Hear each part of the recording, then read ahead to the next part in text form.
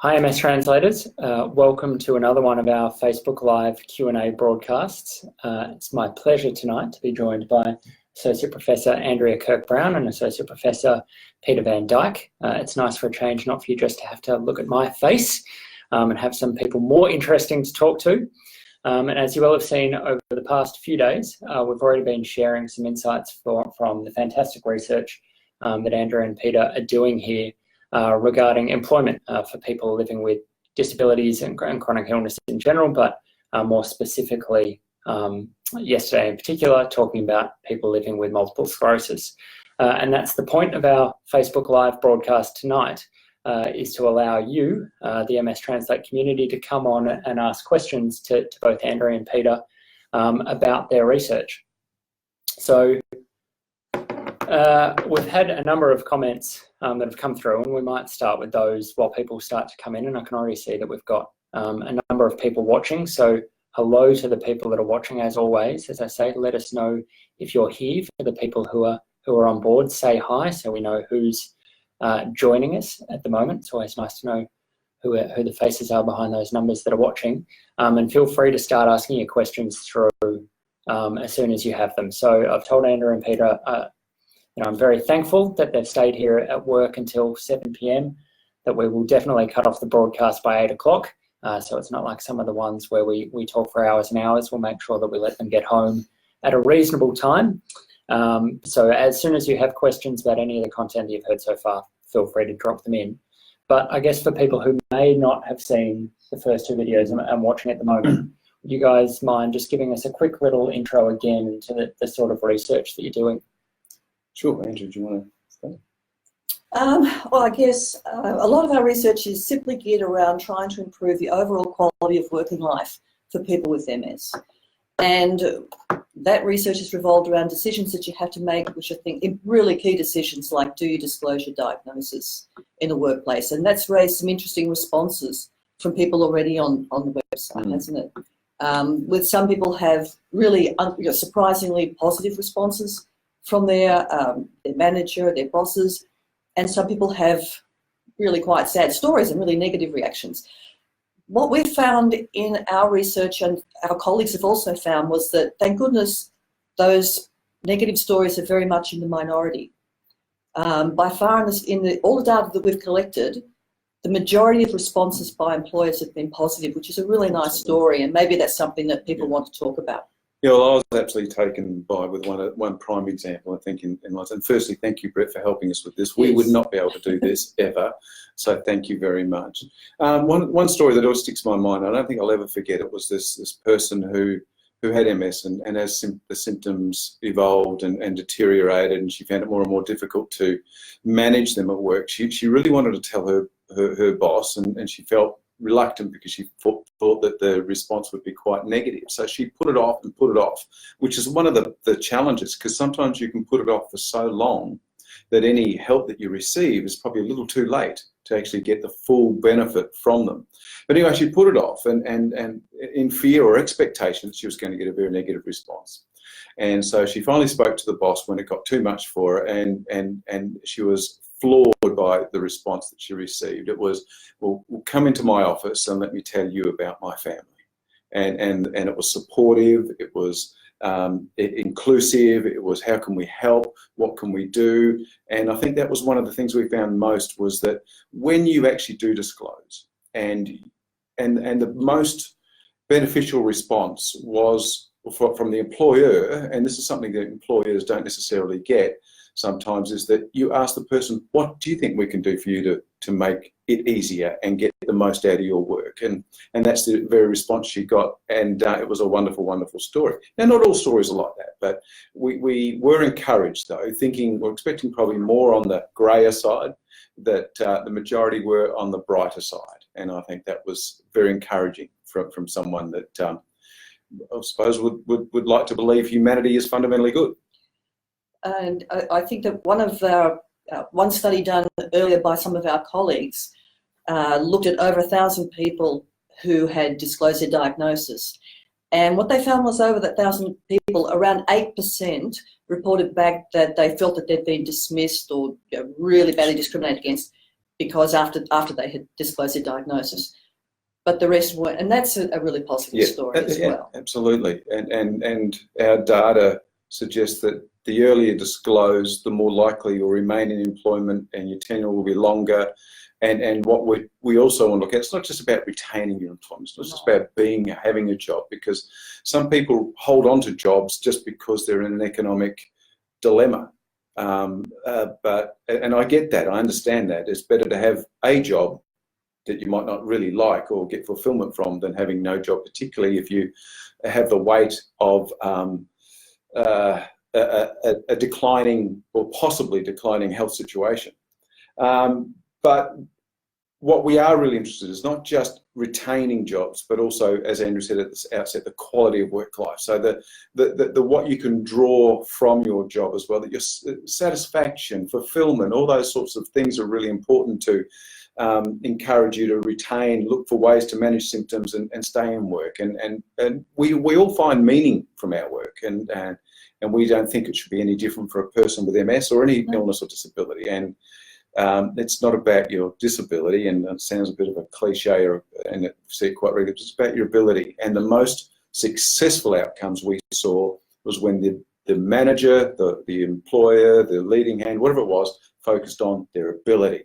Now, some had good histories apparently, and they'd contributed a lot to the organisation, but some just simply focused on, all right, what can you do, and what's the best way we can get the most out of those positive attributes you have as an employee, and I'll try and do the best I can. Jobs have been created, locations have been changed, furniture, provided, electronic equipment, doors have been created, toilets have been built, lots of things for good employees. So we think there's some really positive stories we can build on, but not all are. Yeah, definitely. And as you've already said, we've already had a number of comments from people on the early videos, and we'll get through those as we come through as well, for people asking questions. And Cassell is watching. Cassell has watched a number of our Facebook Live videos before, so welcome to this. Make sure if you do have any questions, you send them through as well. But Kate has posted a question similar to one of the comments. She posted a comment on one of the other videos and has joined us. So thank you for coming and joining in with the discussion tonight, Kate. She says, I have MS, but I'm self-employed. I find a lot of info out there for employees with MS, but none about employers with MS. After a recent relapse, I found it incredibly challenging to run a business from my hospital bed while I was learning to walk again. Do you know of any resources available to help employers with MS? And we've chatted about this a little bit before coming online, but thoughts on that? Well, in short, no, in the sense that I think we discussed what would the difference be, and I think a lot of it would be the immediacy of what you need to address when you are an employer or a small or big or whatever owner of a business. But certainly the managing fatigue and cognitive difficulties and memory are probably very much the same for any one of us, an employer or employee. So there's lots of resources around that, but specific challenges around employer managing the responsibilities of an employer, I'm not so sure. And having said that, though, there are great resources available with employment support services in general. So something going through MS Connect if you live within Australia, and getting help from a support consultant who can access other resources for you is a really important step to take. Absolutely. There are lots of resources, and I think I spoke to a gentleman recently who rang up about this particular research that we're looking at now, current research, and he was self-employed. And he said that for what he needed, being a rural person, said there was nothing that was around for him to, similar to your story, nothing around for him to draw on. He said, but what he did find is if he just started talking to people. He started talking to physios, he started talking to OTs, he started talking to machine owners or sellers of motorbikes, and started talking about all the challenges that he had, and they said, well, there's this you can use to adapt, or you can try this, and over time he collected all this information. So as far as a repository of stuff to help you specifically, I'm not so sure what your specific challenges are, but there are hopefully avenues to find stuff out that will help you address some of your needs, but I'm not too sure where they are. But it certainly is a really interesting area, and something that we hadn't really considered, but we certainly will consider now. Okay, fantastic. And that, I guess, is something that we've said before in terms of things on MStranslate, is one of the benefits of doing these Facebook Live Q&As and doing these feature weeks is, while there's a huge part about getting information out to the MS community, it's hearing things back. Yeah, also absolutely. Really beneficial. So again, while we're going on with this Q&A tonight, make sure you do drop your questions and your comments on, because it can actually be really helpful in terms of helping shape research direction. Absolutely, because we get focusing on our little area. And I must be nervous because I'm talking a lot. I don't talk at all. Focus on little areas. We sometimes miss those finer details, and that was a really important thing to consider.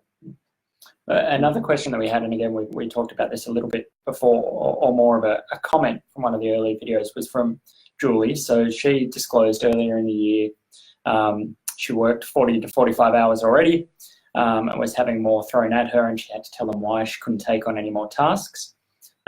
Suffered from really bad fatigue, was getting told, you just need more sleep, things like this. Thought it was a good decision that she disclosed up until recently, when she was told in a review that she was deceptive, that she didn't tell them at the initial interview. And now realises it was pointless at disclosing, it hadn't changed my workload at all. Also says happy to assist in research because she thinks it's a really important area. In terms of research, is this the sort of thing that you hear a lot? Do you have anything you can say about that sort of story? We certainly do hear stories like that, and I'm sorry to hear that, Julie, that happened to you. And depending on people's circumstances, of course it is illegal to discriminate against people, and organisations can find themselves in some difficulties over treating people like this. And also sometimes it can help to have support people in with you when you make these decisions. If you find that you're getting blockages, it can be important to have somebody with you when you're having these conversations with your employer, so that there's a record of that.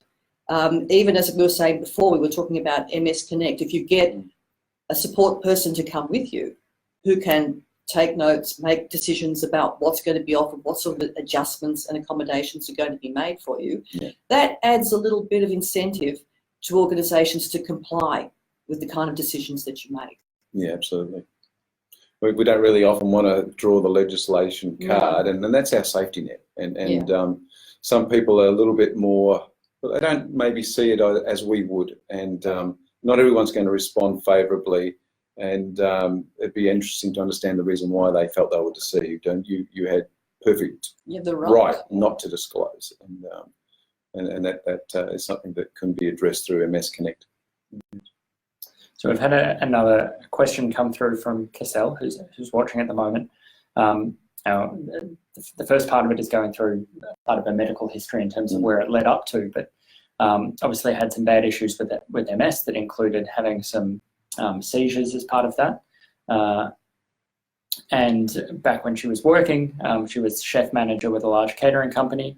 But when she was 30, which is 13 years ago now, they dropped her, in her words, after a second seizure. Now, my thoughts are that that's probably not at all, but do you hear much in terms of that, in terms of your research of direct dismissal due to disclosure or symptoms? Is that something that maybe was more prevalent, I guess, 13 years ago? Has that changed a bit over time? May not be an easy question to answer. Yeah, it's a difficult one really to answer. It is, with improved disease-modifying treatments. That's possibly right. No, but as you were saying before, those cases certainly are over 1,000, 8% said that it was directly due to their MS that they were dismissed. Yeah. And so not the majority. And it's really awful to hear cases like yours where this has happened. As you said, it's not something that organisations can legally do, and you have access to support to help you take action of that if you felt that was something that you wanted to do. Absolutely. I guess it's sort of a more general question around that sort of topic then. In terms of what sort of strategies have you heard of in terms of the research where when people get to a stage where the symptoms are just too much that they need a break, or that they can't keep doing what they're doing, what sort of strategies or things have you heard about from organisations or from individuals at that point where it just becomes a bit too much? So they're at the stage where you have to have that conversation with your employer? Yeah. So we call this the courageous conversation that you need to have with your employer. Really, and some of our colleagues are putting together some really useful online resources, people at the Menzies Institute, to help you with working through this process and the kind of things that you might need to consider. Everything like, in your organisation in general, are people treated with respect and support? And if they are, the odds are that you will also be treated with that same level of respect and support. When you're about to make that decision to go along and disclose your diagnosis, being prepared for that conversation, being sure going in there, what is it that you want to get out of that conversation? What is it that you need? Having it written down so that you can really clearly communicate what it is that you want. Yeah, I mean, I was a Boy Scout, and certainly being prepared is key. Yeah. And I mean, it's a really difficult thing to do, and to disclose. Those of you that maybe saw the early videos, I am a person with MS, so it's really, really difficult to do, actually, and it exposes you. You feel isolated at times, but I think if you're going to do it, you've got to do it with your eyes wide open, in the sense that we've got lots of really useful materials, and there are other organisations like Menzies, Andrea suggested, and the MS Connect people, we keep going back to them, and the MSES. There's lots of people that have done work around this and have resources around this to help inform how you go about it, and they're more than happy to help you. Yeah, even go do it along by with being you. there with you, and I think that's a really important thing. So there's lots of people, there's peer groups, there's experts, there's support people to help, and not everything's going to be sweet and rosy, but we believe that we have a strong system to support you legally and also socially and otherwise to help you get the result you need. And I think that's something that's encouraging. It is difficult, it is intimidating, and it is confronting. I understand that, absolutely. Particularly if you're trying to battle increasing symptom severity at the same time. Some of our research showed that actually people were often quite surprised by how positive the response was. Absolutely, shocked. And they thought it was going to be negative, and then they go, oh, actually no, it was far better than that. Yeah. So Julie, who we were just talking about, her situation, is commenting on watching live. So welcome, Julie. Thank you for participating. Two were naturals, can you tell? It's running like it's great so far. Julie also says MS Connect are wonderful. She couldn't do without them. Oh, that's great to hear. Yeah. And she says, to be able to manage her workload, her strategy is essentially that she can't do anything outside of work. It's just rest. Yeah. So, very little outside of work, evenings, weekends, rest as much as she can. And she fears that her biggest fear about it is being demoted, as she loves her job. Do you hear a lot about, in terms of the people similar to that? Do people share their sort of fears in terms of areas with this? Is that something you looked at? I can't recall anything necessarily. People are certainly afraid of and perceive that they're a threat because of their diagnosis. We saw that, I guess, a little bit more in the people where we talked about when they disclosed their diagnosis and their employers were overly concerned and taking control for them. Yeah. And in that case, yes, then yes. they'd be afraid. They said, well, look, I don't really feel like I'm a key part of this. I've got a job, but I really don't feel like I'm a key part of this organisation anymore. And, well, I'll just do something. Maybe I'll just be asked to do something menial around the business. So, again, that gets back to how that disclosure is managed. Yeah, that's right. One of the key examples that I recall now is, you remind me, was that this individual was skilled, trained, professional, doing a good job. Symptoms got to a point where disclosure was needed, and found this person found themselves marginalised on a desk doing process work, and they were highly skilled in the area of finance, and so that is a case where it did happen. But thankfully, they were the minority, not the majority. Mm-hmm. And I think Julie again, has been very engaged this week, commented again on the video that we shared talking about the results of some of your other studies, saying the response that you talked about, you did hear a lot when you were hearing about how organisations dealt with this, of the, please tell us what tasks you would like to be doing or could do. She thought that would be a fantastic outcome for an employee, and that is something that you did. Yes, we did hear that. Yes, absolutely. With several people who said, well, look, I've now created this new job for myself that I never thought I'd be doing. I'm managing a database I never thought I'd be doing, because their employer said, well, okay, what is it that you'd like to take off and do? Yeah. And that just led to such feelings of efficacy at work and belief and, I'm valued. Yeah. Just, they were such good stories. Absolutely. One of the cases I think you told, this person in the medical and the health area had an understanding frontline manager, then had a one that wasn't so understanding, quite discriminative. Yeah. English is not my first language, it seems. And then there was one that came and it was quite devastating, but then she finally got another one that said, okay, well, let's redesign a role for you completely. That's what would you like to do, if you recall that one. And so there's a couple of stories we heard like that, and they were wonderful stories. They're quite encouraging, actually. Yeah. So what can we do? And I guess what's really interesting about that is because it's also the way that MS has shifted in terms of disease management when we're talking about therapies. There is much more of a push now for it to be a shared decision-making process between neurologists and the individual living with MS. So why should it be any different in terms of employment between the employer and the employee going through having this conversation happen? Yeah. I think too that sometimes we underestimate the amount of fear that's behind the employer's response. Not always, people aren't doing that because they're evil, nasty people. For many of them, it's, oh, how am I going to manage this? How do I deal with this? Even, is this going to cost me? It's risk. And they don't know that there are funds available. There are government funds available to make modifications and adjustments. There are very simple things that can be done to help people that don't actually cost anything. So a lot of this is education and can be provided through support services. Yeah, and they're very good at actually managing those things and guiding you through that process. And they have creative ways of actually getting your needs met, and they have networks that are so broad and far that they can provide or give you access or get you access to things that you wouldn't think of. And I think we've got some really skilled people in that area. And Julie, as I said, you can often feel micromanaged once you were just absolutely. Yes. And we talk about that a lot. That's sadly. That is sad.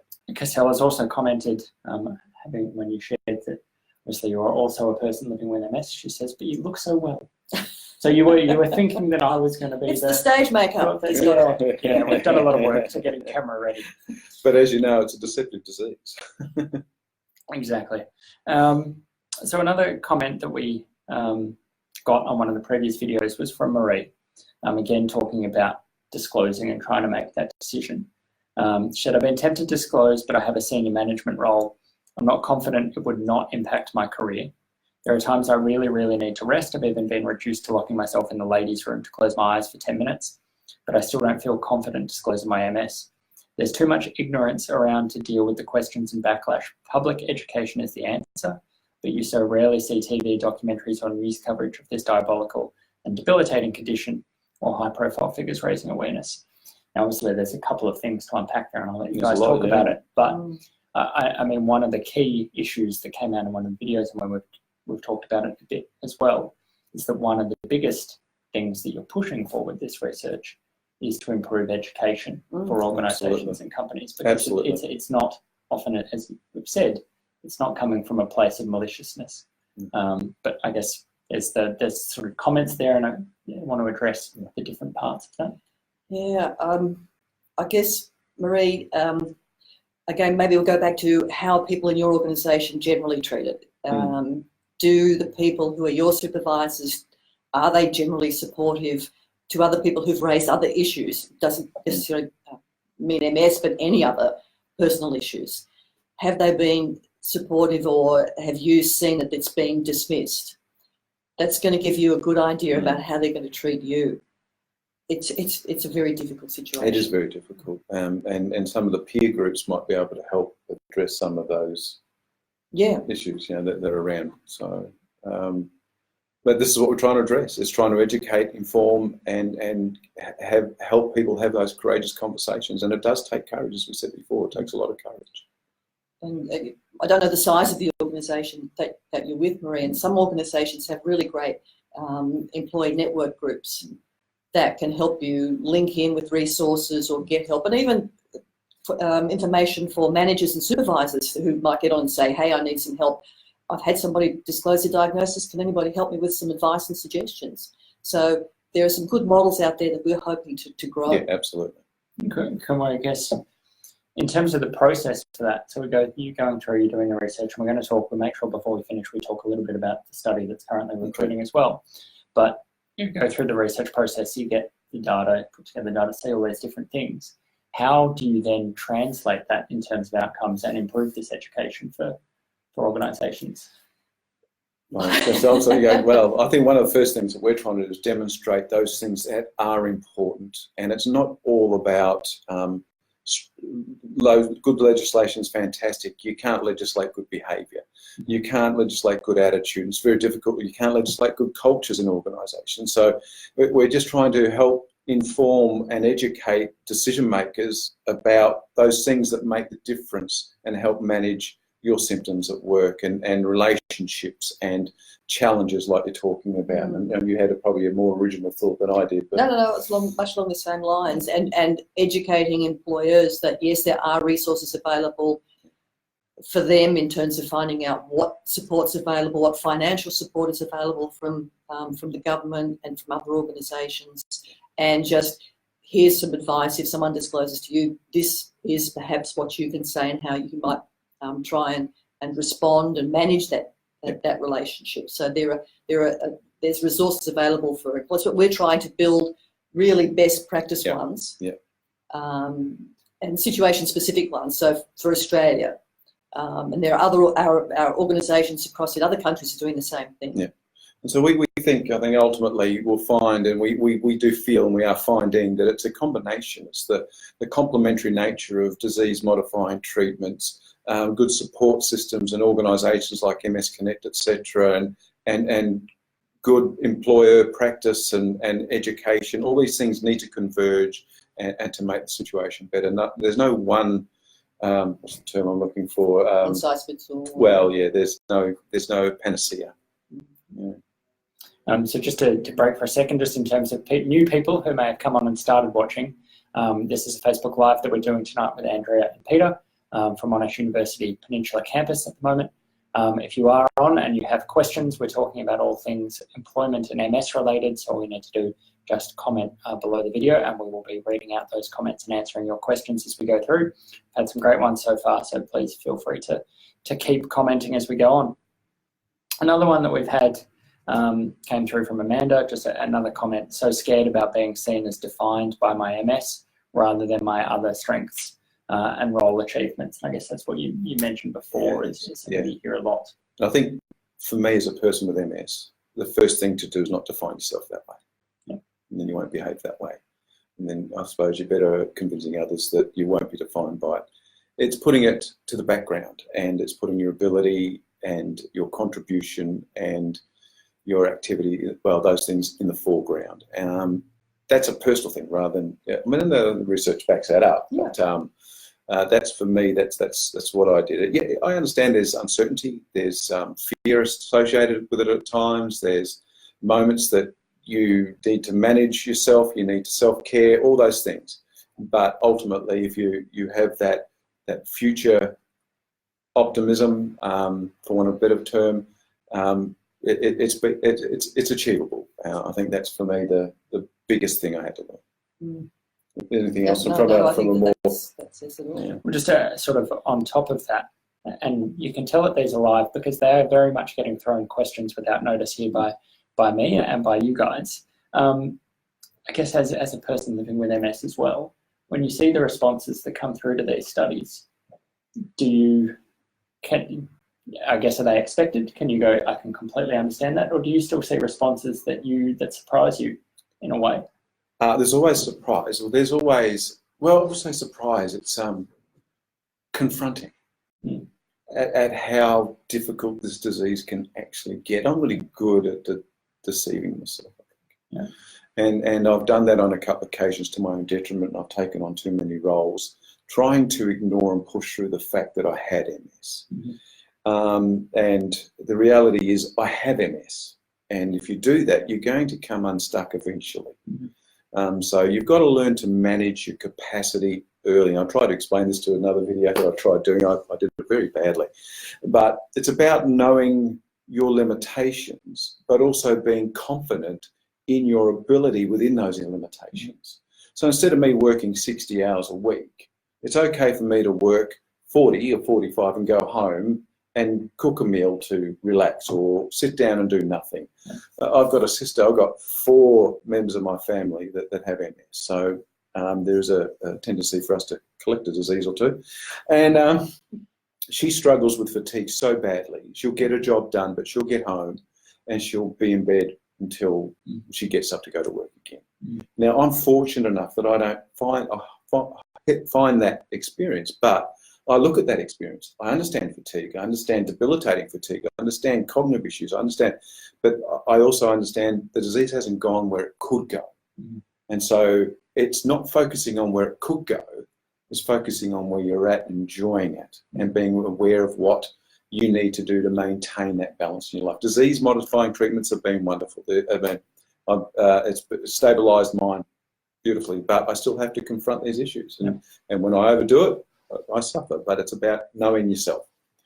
Okay, that's probably the biggest. This is a very non-research related thing. This is just a personal experience. Well, but I guess in terms of then, when we're talking about strategies in terms of organisations and employment, part of it is that organisations need to be flexible with those strategies, because it is such a variable. Yeah, I think it's a bit unfair for me to comment completely on that, because we work in an environment, we're very autonomous, and hence my problem is that we are the architects of our own workload, and in generally.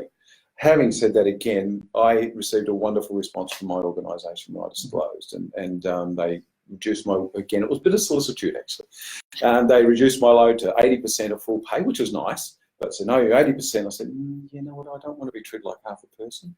Maybe it was a bit of ego, maybe it was a bit of denial, I don't know what it was, but I didn't, but I just learned to manage it. But there are days, and Andrea knows this, that I said, no, I can't do it. I just can't, and I have the ability to just stop. Sometimes when you're in front of a class, you can't do that, but you've just got to learn to manage the end of that journey in a way that gets you to the end. So, but we have more freedom than most. So it's probably unfair for me to comment on that. And I guess some of the things that surprised me over this journey is just how creative some frontline managers and supervisors can be in getting around bad organisations. So you might have some organisations that actually don't have very good policies and processes, but the immediate supervisor or boss is actually really good at managing to work schedules, get support, find accommodations, and get a car park space or something, or move offices. People, there's a lot of goodwill out there. Yeah, I think that's one of the points we really haven't focused on. So that frontline manager, that immediate supervisor, is the most important person in this journey immediately. And they're the ones that really are important. Yeah, because they're there day to day almost. And do you find, I guess, and we've got a number of questions, and I'm going to come, all the people that have just submitted comments, we're about to come to those. Just as a quick follow-up to that, do you find that there's a commonality in terms of who people disclose to in their organisation? Is it that sort of first port of call manager, or is it, right to the top? Or I think it is, from our experience, the frontline manager is key, particularly if you've got a good relationship with them. And they are the ones that, it's also an evolution of the HR function anyway, is that a lot of these things have been transferred to the frontline manager. So they are the first port of call in an organisational sense as well as an interpersonal sense. And some we found are just not, we actually interviewed some frontline managers, that they said when a person comes to me with this, it could be a whole range of things, could be a mental health injury, it could be lots of things, said, I'm just not equipped to deal with this. I'm just not trained. This is beyond me. I have goodwill. I have the desire to see the right thing for this person, but I'm just not built for it. I'm just not prepared. And that's one of the great challenges of the modern workforce. And I guess that's very similar to a comment that Amanda made on one of the previous videos, talking about she's incredibly lucky. It took her a long time to disclose. She needed a leader who she trusted intimately and knew that she wouldn't look at her differently. And I guess those are the points that you're talking about. And the response that she got once she disclosed there was that the manager had said to her, we all have something to manage that could impact us at work, and you let us know how we can help. And see, and there it is, involving you in the conversation. And that's exactly the best, wonderful, she needs to, or he needs to model those behaviours for everyone else, because that's exactly the way you should do it. And Amanda's watching tonight. So again, thank you for joining us tonight, Amanda. And she said, culture starts with leadership for me. My relationship with leader was the key for me to feel safe at work, to disclose, and I'm in a senior role. Absolutely. And that filters through. I mean, it's like I say, the fish rots at the head. It does. It really does. So Nicole, who is watching, welcome Nicole. She said, I've disclosed to my employer after I was getting in trouble and warning for being late due to the fatigue. Once I'm going through, I'm pretty good. After disclosing to my employer, they've been great. It's a non-issue even when I'm often late, even up to an hour, but I rarely mention it. My MS is very mild and I do way more hours than my salary role requires, so they don't really have grounds to complain. I guess around that, as we talked about that courageous conversation. Is there, again, similarities in terms of what causes people to have that courageous conversation? Yes, there is. Yeah. Almost all the people that we spoke to said that they initiated that conversation when they had to. Yep. There was no choice left anymore. The symptoms were there and they were being noticed and they knew they had to say something. Yeah.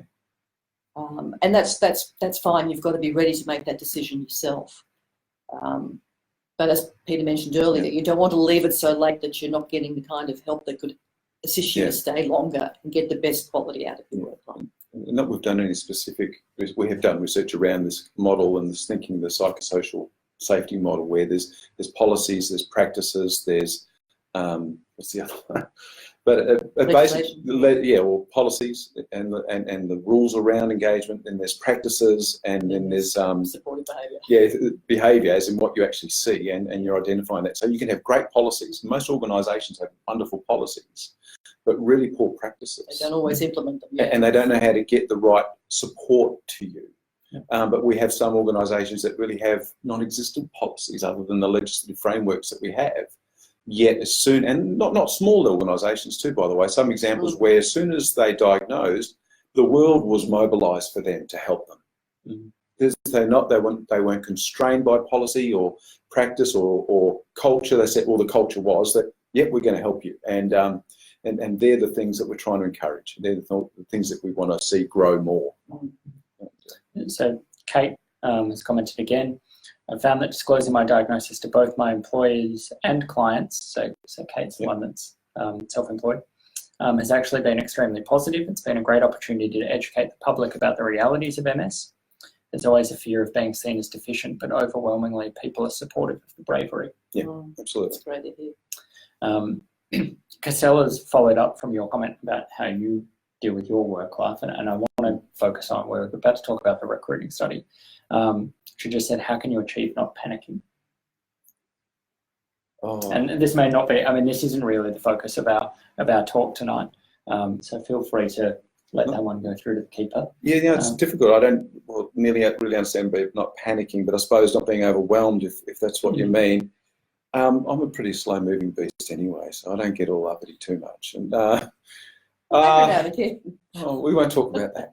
Look, I suppose it's just through experience and that's true. I do panic, and I have panicked over the past, and ultimately it's just experience and age, and realise that it's a journey. It's step by step, one day after another. But if you want to message me and talk more clearly about this, I'm more than happy to. But as far as my disease goes, I just accepted it's certainly an integral part of my life now. It's not going to define necessarily who I am.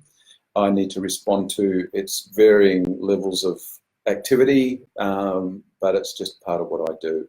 My children have very unkind words for me about describing who I am, but that's part of the way we deal with it, with humour, and we address it honestly and with, I suppose, care.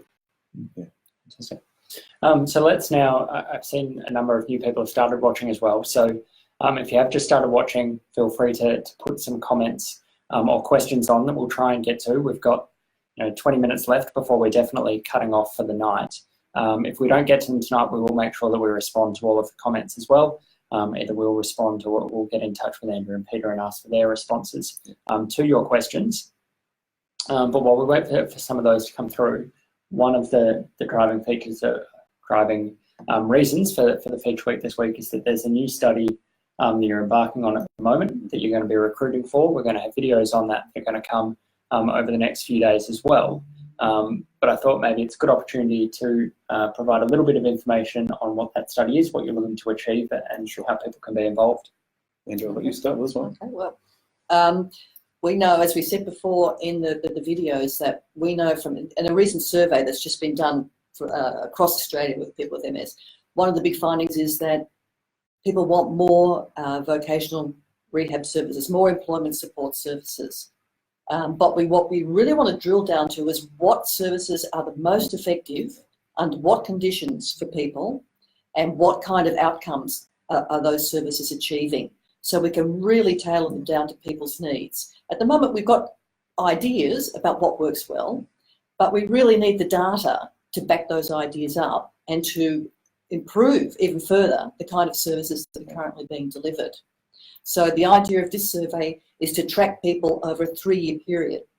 And we're going to be asking people over that 3-year period to fill in a survey over a few more times to say, okay, can you tell us how you're going, what's happening, are you receiving these services, what do you think about these services, other questions, so that at the end of it we can say, right, these things seem to achieve the best outcomes. And so I think in the long game, what we're hoping for is some really strong findings as to what these issues are and what these elements are, that it attracts the appropriate funding from the appropriate bodies. Because one of the greatest problems we face as a group is that the resources and support services aren't available equally throughout regional and rural Australia and major centres. And so that's certainly a goal, is to see them accessible for everybody, and identifying what they are and how to administer them to people with MS is key, and this is part of it. And so we think that's one of the great benefits of what we're trying to achieve. So in terms of that 3-year period, for people who are watching or will be watching this at a later date and will be interested in participating, how many will they be doing a survey every week, every 6 months? No, every 6 months. Every 6 months. Yeah, every 6 months for 3 years. And it's not a long survey, it's about 15, 20 minutes. Yeah. And you can do that survey. I mean, we've got all this information coming in another video, but you can do that. Do it online. Yep. If you have the ability or capacity, or we can send a hard copy. Okay. And we've got an RA. You'll see Danielle on some of our other videos. She's the wonderful RA helping us manage this project. Okay, and it has to be only, we're looking for people in Australia who have MS and are employed and are currently employed. And but we're using interested to hear from anybody who has. Yeah, absolutely. Yeah. And using a service. But there's certainly other opportunities for research. We just like learning about this. Okay, fantastic. Well, I'm sure you will be hearing from a lot of people. Good. So other questions that are coming through, we've got lots of people still commenting. Eric's asked, has the research shown that people's experiences vary depending on the type of employment, full-time, part-time, shift work, self-employed or casual? Because that's one of the areas that needs improving, as in a simple description is the difference between blue collar and white collar. Is one thing. So a tradesperson might have to confront a whole range of different issues than someone who works in an office environment. Actually, interestingly, we thought that we might find more problems in small organisations than large organisations. So we looked at it across size of organisations. It doesn't seem to matter. It's the people in the organisation rather than the size of the organisation. So you might have some big organisations with really great policies, but as Peter was saying before, those policies aren't actually carried out at the front line, so they fall apart. Yeah, and at times the smaller ones were more nimble in responding. Yeah. Even though they had less resources to do it. Yeah. But they were more willing to act quickly for the benefit of the person. I guess in terms of the full-time, part-time shift work, that probably comes back a little bit to what you were saying before in terms of knowing the limitations and choosing work that best suits. Yes. Yeah. And going part-time is maybe in some situations, yes, that's the right thing to do at that point. But the employment services, support services also help employees or people manage those things so they can get the most out of their working life. Yeah. And it actually benefits their whole of life, not just one part. So it's actually designed, a good service seems to be designed to actually address the whole of life. So, Well, and we know, again, and this was mentioned in one of the first videos, that, I mean, maintaining employment and having good employment quality of life really does have multiple effects across all quality of life. Absolutely, right. absolutely. It's not, as we were saying earlier, it's not about having a job. It's economic benefits, yes, but it's the social benefits, the psychological benefits, everything. Yeah. So Amanda's commented, we'll read out a few comments here. Amanda said, my drive for disclosing was simple fatigue with feeling like I was keeping two parts of my life so separate. Yeah. I felt really inauthentic at work, which made me uncomfortable. Yeah, and see, we feel that these these areas which we are really interested in are often under-researched, because the belief, our thoughts are that if you are struggling and feel unable to be free to address these issues in work, it makes it much more difficult to manage it, and therefore the decision to withdraw, reduce, or quit may be impacted on. So we think these are really important areas to look at. Actually, it's Amanda, isn't it, Amanda? Yes, Yeah. that's Amanda, yeah. It's really interesting you say that, Amanda, because that's one of the key issues that we're tracking in the survey. Is your responses in exactly that sense? And are the services helping you with that, how you feel about that? I thought I might be disclosing too much, as in what we're trying to address, I think, but it is a really important thing that we're trying to find out. Well, there you go, Amanda. If you're eligible to participate, please do. Please watch the videos, and we'll be providing all of the information for people in terms of how you can get involved in these studies, because it is really important. Leanne said, I've been lucky to have my position description rewritten by my manager to accommodate my MS. Fantastic. It's the sort of things we're talking about. Nicole has said, I was terrified to disclose, but now when I look back at my experiences, for those that are frightened to disclose, think of this. If your employer is not supportive, do you really want to work for someone like that anyway and endure the stress that would involve? That's a good point. That's a good way of looking at it. Yeah. Julie said she would love to participate in the survey, as did Cassell. I'd be delighted to be a part of your 3-year study. So lots of people already interested in doing that. So as we sort of come towards, I guess, the end of this, and we will make sure that we start to wrap up. Overall, sort of, Amanda is obviously in New Zealand, because she said there's 0 support services for me in New Zealand. I'm not intimate in my knowledge of New Zealand, but I did speak to the MS New Zealand. There are. You actually spoke to the MS Society, didn't you? Yes, because I think they tend to operate fairly independently. I'm not sure. We really can't comment on how they operate, but there are much more. Yeah, I would say they're probably more limited services than are available. I'm not sure. Well, what we can say, as Amanda, is prior to coming online, I was talking to Andrew and Peter about trying to get them over to New Zealand to give some presentations over there. So I'll be trying to talk to the organisations over there too. I'd love to come. I've strong connections with New Zealand. I was actually born there, but don't tell.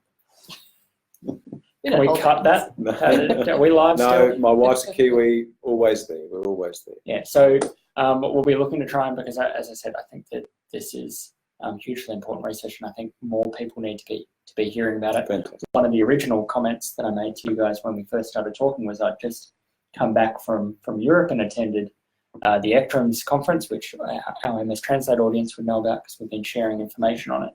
And one of the things that I said was that there was essentially, this was a 3-day conference, 8 simultaneous sessions going on about all of research into multiple sclerosis, and there were 0 presentations on employment. Yeah. And as we can tell from our community and the response that we've got from talking about this, it is a hugely important topic. So, it's something that we'll hope to be able to promote more. And so Amanda, she said, yes, please. Oh, fantastic. So I'll get them on the flight tonight. We'll finish up. They'll be on a plane. At your place. Yeah. Well, that's a bit forward. But we'd love to see you and meet you and talk to you about this. We'll certainly see if we can make that happen. So if there's any last questions, we're sort of finishing up now. Anyone who sort of comments from now, we will look to answer them at some point. But just in closing, I guess if you've got any sort of final messages that you'd like to leave people with in terms of things around this topic. Yeah, I think for me, there are lots of good people doing lots of good work and across lots of different kinds of forums, from epidemiologists, neurologists, OTs, physios, management researchers are looking at these kind of issues. So there's lots of people trying to benefit and improve the way quality of work life, or quality of life in general, and work life is part of that. Yeah. And I'd like to say, perhaps to people, don't be afraid to reach out. Yeah. Contact people like MS Connect. Do we have the phone number? No, you can give the phone number. We can also 1-800-042-138. There's lots of resources out there. Please don't be afraid to just reach out. If you haven't, you might want to think about that, because there is help out there.